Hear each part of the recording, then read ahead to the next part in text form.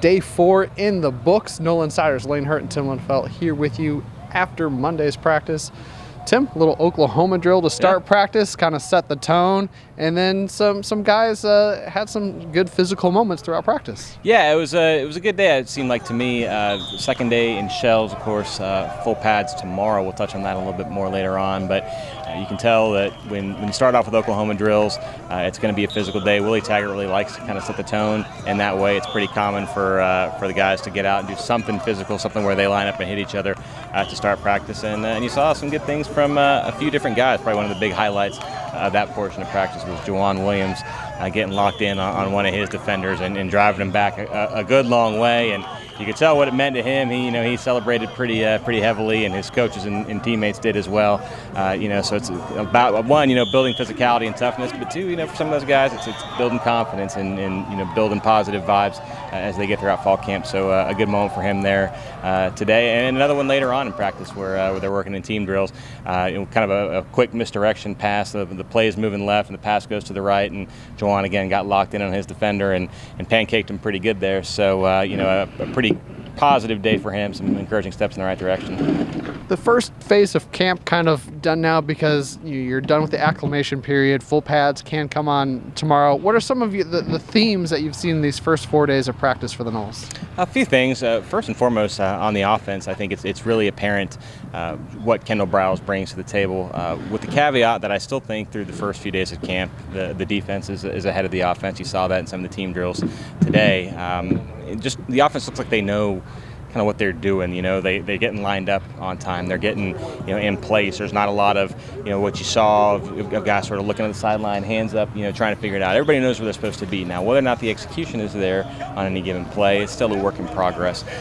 But it seems to me the quick transitions, getting to the line of scrimmage, are just a whole lot better than what they've been. And what you really do see sometimes is they like to keep the guys on their toes. Like they'll be working down on one end of the field and think that they're in that drill. It's the middle of a practice period. And all of a sudden, hey, everybody down to the goal line. They get everybody moving, and it's you sort of create not chaos, but try to fluster a little bit. All right, we're changing what we thought we were doing, what we were locked in on. How quick can we adjust, get down to where we're supposed to be now, make things happen, and get lined up again, and not have any type of penalties or miscues or anything like that. So that sudden change you see in a game after a turnover. Exactly, same sort of thing. And you never really know when it's going to come. So they do that sort of thing quite frequently. And I do want to say, as much as I still think the defense has a few steps ahead, and it's still early in camp, and that's the way it is. Really across the country, the defenses are ahead at this time.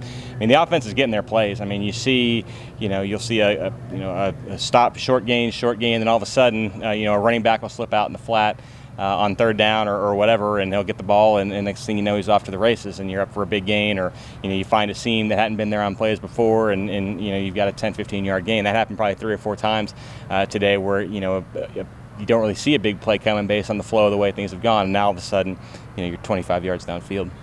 Defensively, a lot of the talk has been kind of seeing a lot more 3-4 fronts from the Seminoles, being more multiple on defense. Coach Taggart this morning said he was really pleased to see how much more length he's seen on this team.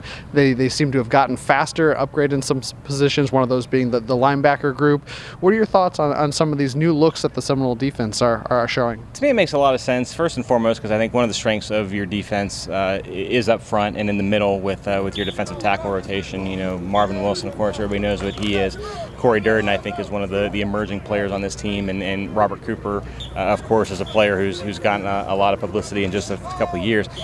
Finding a way for it to make sense to get those 3 guys on the field at the same time, which is what we've seen so far, to me that brings a lot. And then you add in the 4 linebackers element, and really, it's if you're going strictly by math, it's a 3-4, but they don't necessarily think of it that way, and they consider those outside backer positions to be different than the traditional way of thinking the 3-4 when you think back to the Pittsburgh Steelers of the 90s or whatever. So they ask those guys to do some different things, but they like it. They certainly like their their outside linebackers or defensive ends, whatever you want to call it. Talking to those guys the other day, they really like the idea of having a 2 or 3 step head start on the offensive tackle when they're going to go rushing the pass. When you think about somebody like Joshua Kando, letting him get a bit of steam before he gets one-on-one with the tackle, that's a pretty enticing proposition. Of course, you got to be able to stop the run out of that as well. But it's pretty clear, what they'll be able to do well once they get it, fully installed and get everybody comfortable with it. Couldn't resist the Steelers reference, huh? Hey, when you can. Willie Taggart probably the most passionate during his media session this morning when Tim asked him about going to full pads. He got excited about it, said finally start getting some good answers to the questions, which means that it's better to evaluate, easier to evaluate when the full pads come on. Guys can get more physical.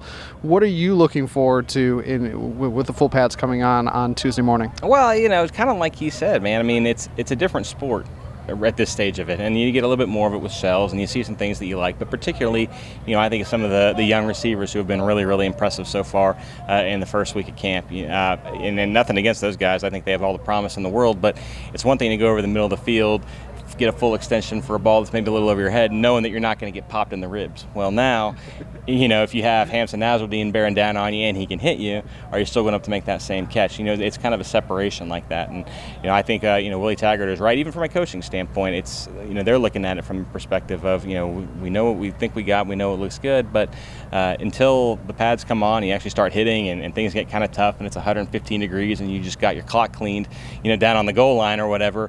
Even for the coaches, do you have the answers to the questions that you have in your mind yet? And I think in a lot of ways, and that was kind of what Willie Taggart was alluding to, maybe you have an idea, but you don't know for sure until those pads come on. So really, first day of pads is kind of one of the landmark days of a fall camp schedule, and so really looking forward to seeing it. There you have it, Seminole fans. The Seminoles continue practice. The pads come on Tuesday. Of course, we'll have everything you need leading up to that opener against Boise State in Jacksonville. Make sure you're checking out everything on social media as well. Did you see that post at 5:30 this morning, Tim? I did not see it at 5:30 this morning. I saw it a little while after that. But it was no less effective, I promise. I was waking up when I saw it. Does that count? That works for me. Yeah. We're waking up. We'll count it. And make sure you stick with Seminoles.com and our social channels for all fall camp. For Tim, I'm Lane. Go Noles.